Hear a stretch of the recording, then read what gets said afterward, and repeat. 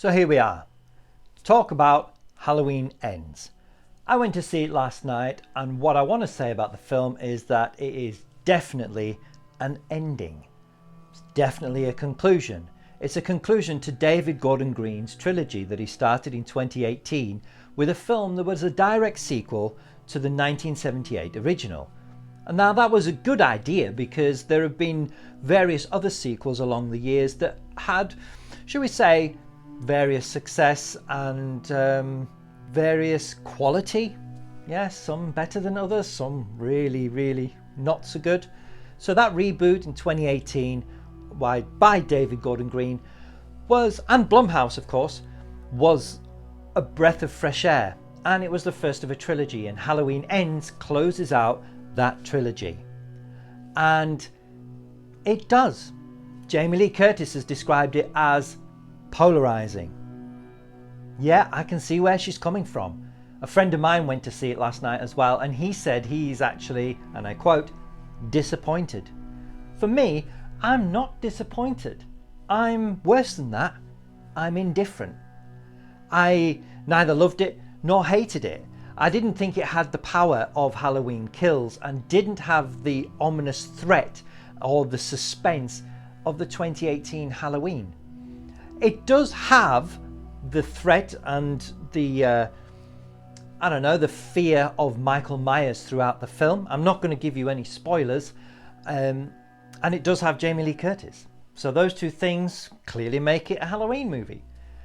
It's not the worst film ever made. The acting's great, the style's great. The style completely continues from the other two in the David Gordon Green trilogy.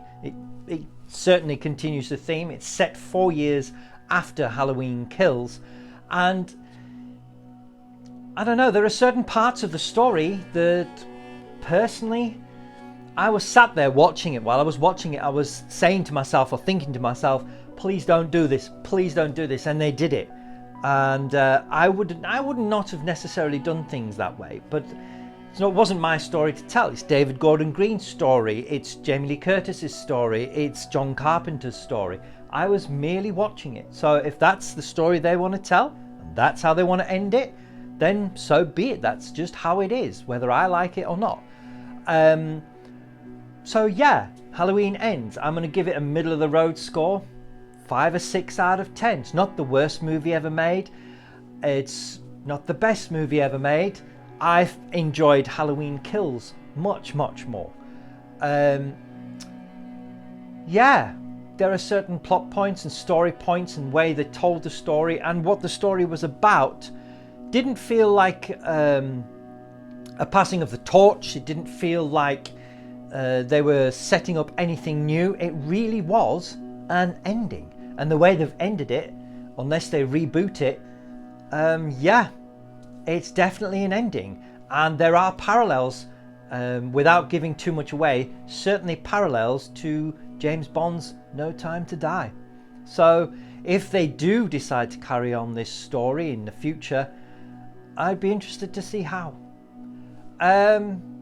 So yeah, that's my appraisal of Halloween Ends. I did appreciate it, and I do understand it, and I will buy it because I'm a completist. I like to have the whole set, but I'm somewhat indifferent, which is a real shame because I really wanted more from this movie. But what do you think? Have you seen it? What did you think of it? Do you agree with my appraisal of it? Drop me a comment down below. Don't forget to like, and most importantly, subscribe. So, Halloween Ends, 5 or 6 out of 10. Go see it if you want to do that thing, or wait to buy it or rent it when it comes out on DVD, Blu-ray or digital. That's up to you. I'm not going to tell you what to do.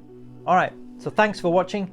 Thanks for your time. Comment, like and subscribe, and we'll see you on the next one.